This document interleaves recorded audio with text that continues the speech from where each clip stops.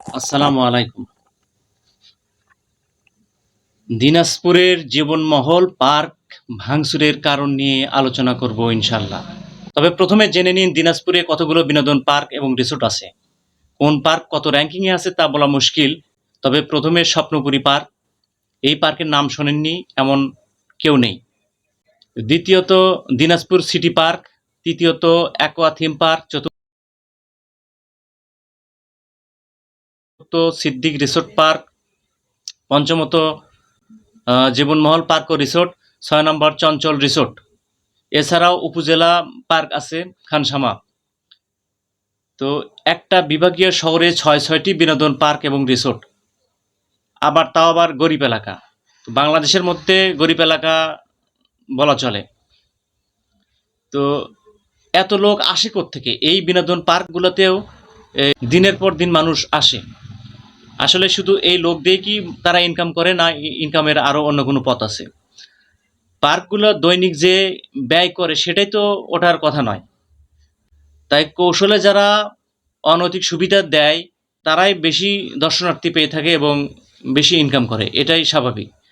অর্থাৎ কিছু মানুষ পরিবার নিয়ে যাবে ঘুরতে, আর কিছু মানুষ যাবে ময়না পাখি নিয়ে। সুতরাং ময়না পাখি জুটিদের সেবা করাই হলো আসল ইনকামের পথ। যাবতীয় অনৈতিক কাজ ইসলামে হারাম এবং নিষিদ্ধ। যেটা করেছে জীবনমহল পার্ক, এই নিষিদ্ধ বা হারাম কাজ বৈধতা দিয়েছে এখানে। সেই সাথে মসজিদের আদলে গড়ে তোলা হয়েছে পার্কের বিভিন্ন গম্বুজ। এই জীবনমহল নামক অপবিত্র স্থানে আবার মসজিদের মতো যত দরবার শরীফ, যা এক ভয়ানক কিয়ামতের লক্ষণ। একই সাথে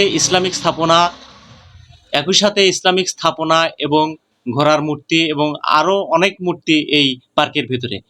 এই ইসলামী স্থাপনা দেখে কারো বোঝার উপায় নাই যে এখানে টাকার বিনিময়ে এই অনৈতিক কাজ হয়।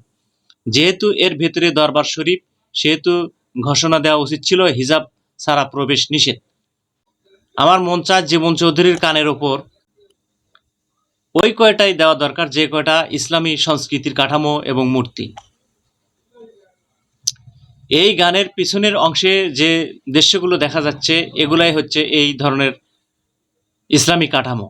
এই ইসলামী কাঠামোর সামনে বা এই দরবার শরীফের সামনে এরকম যদি নাচ গানের আয়োজন করে তাহলে তো তাওহীদি জনতার ক্ষেপে ওঠারই কথা। তোমার প্রেমে অন্ধ হইয়া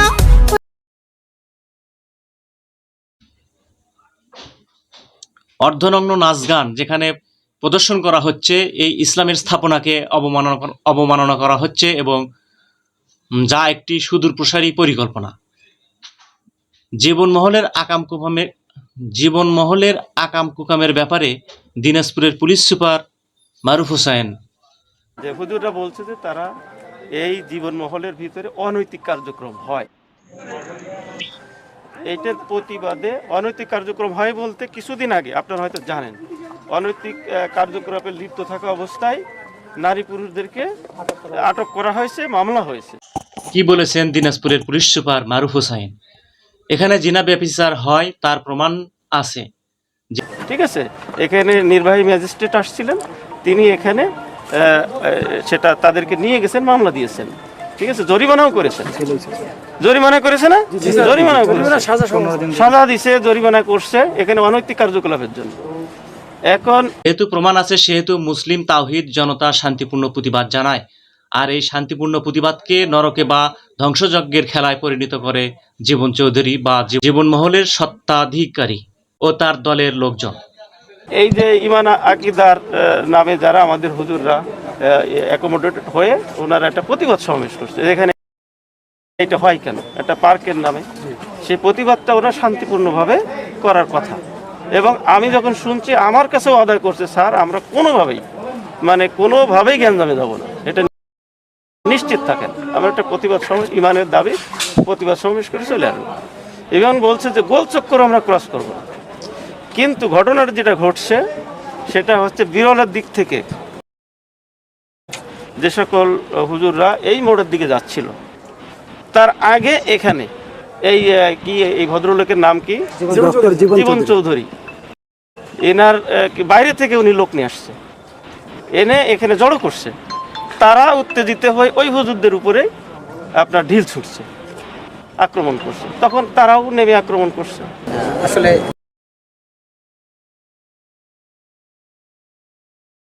দুই পক্ষের ইয়া না থাকলে তো মানে এক হাতে তালি বাজে না, আমরা জানি। আমরা এখানে পুলিশ সুপার মহোদয় সহ আমরা ভিতরে দেখলাম, এখানে বেশ ক্ষতি হয়েছে।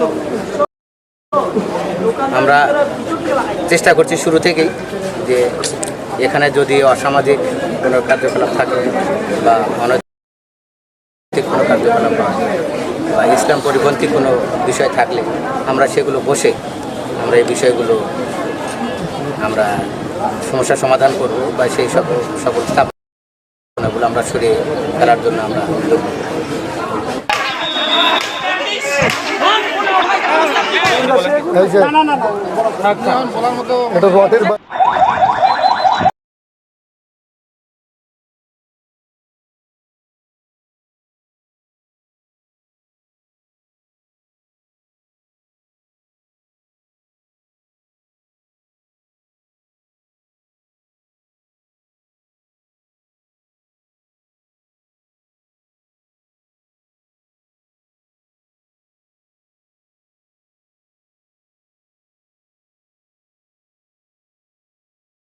তাহলে পৃথিবীর কোনো মহল বা প্রতিষ্ঠান মুসলিম তাওহীদি জনতাকে দোষ দিতে পারে না, তারা সম্পূর্ণ নির্দোষ। ভাড়াটে লোকজন দিয়ে শান্তিপূর্ণ মিটিং ভাঙার কোনো প্রয়োজনই ছিল না। যেহেতু পার্কটি জরিমানা দিছে পূর্বে, সেহেতু তাওহীদি জনতা নতুন করে শান্তিপূর্ণ প্রতিবাদ করে তাদের কোনো ক্ষতি করতে পারত না। হুদাই মানে অযথাই এখানে বহু লোকের জামায়াত করে জীবনমহলের মালিক শান্তিপূর্ণ তাওহীদি মিটিংকে ভাঙার অপচেষ্টা করেছে এবং আক্রমণাত্মক হয়েছে, যা এই তাওহীদি জনতা সম্পূর্ণ নির্দোষ ছিল। এবং তার জলযন্ত্র প্রমাণ হলো দিনাজপুরের পুলিশ সুপারের এই বক্তব্য। তাই মুসলিম তাওহীদ জিন্দাবাদ। আল্লাহ হাফেজ। সত্যের সাথে চলি, হকের কথা বলি। হক এন্টারটেইনমেন্ট আর্ট।